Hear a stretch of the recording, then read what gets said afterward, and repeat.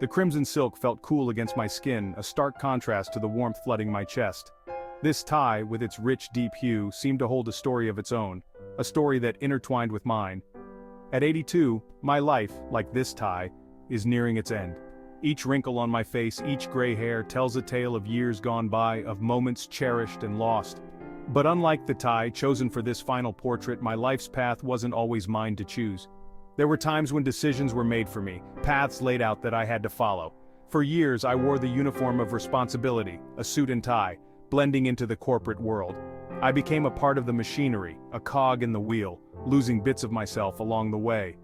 Now, facing the final curtain, I yearned for a splash of color, a symbol of the vibrancy I wish I had embraced sooner. This crimson tie is more than just an accessory, it's a statement, a declaration of the life I wish I had lived. This crimson knot, this is me taking back the reins even now. It's a small act of rebellion, a final assertion of my identity. In this moment, I am not just an elderly man in a tie, I am a man reclaiming his story, his choices, his life.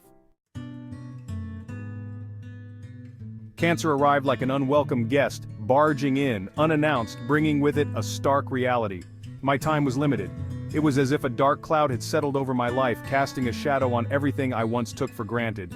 Fear, initially a raging storm, eventually gave way to a strange sense of clarity. The storm within me began to calm, and I started to see things in a new light. The chaos of my thoughts settled, revealing a clear path ahead. Life, once stretching endlessly before me, was now a finite gift, precious and fleeting. Each moment became more significant, each breath a reminder of the beauty and fragility of existence. I began to cherish the small things, the everyday moments that I had previously overlooked. It made me question everything. What truly mattered? What was the essence of a life well lived? These questions haunted me, pushing me to reevaluate my priorities. What was the point of all those years spent chasing someone else's definition of success? The endless pursuit of goals that now seem trivial in the grand scheme of things? I realized that true success wasn't measured by accolades or material wealth.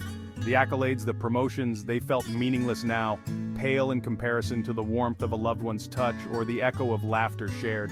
The simple joys of life, the connections with those I loved, these were the things that truly mattered. In the face of mortality, I found a deeper appreciation for the moments that made life worth living. The world shrunk, its priorities rearranging like shifting sands.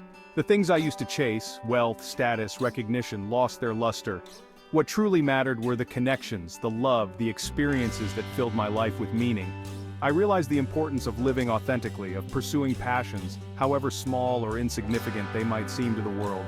It was my life, my canvas, and it was time to paint it with the colors of my own choosing.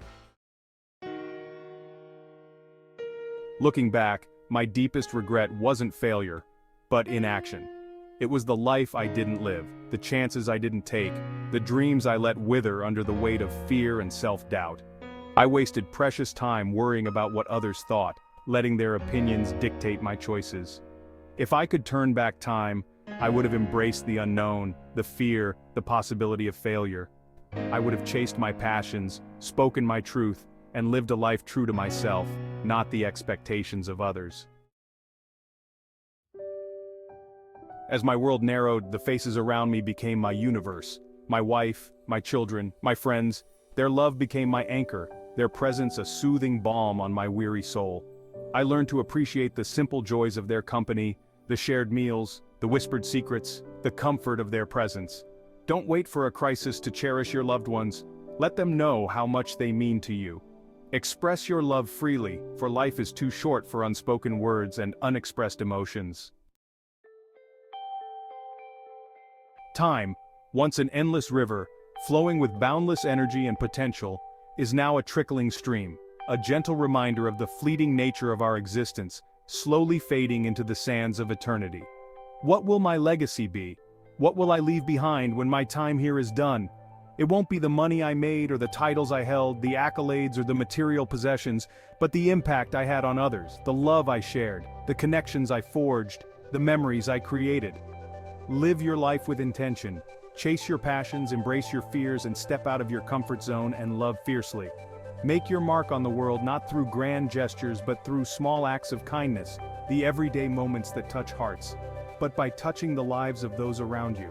Let your life be a symphony of love, laughter, and purpose, a melody that inspires others, an echo that resonates long after the music stops. Live fully, love deeply, and let your life matter in the most profound ways.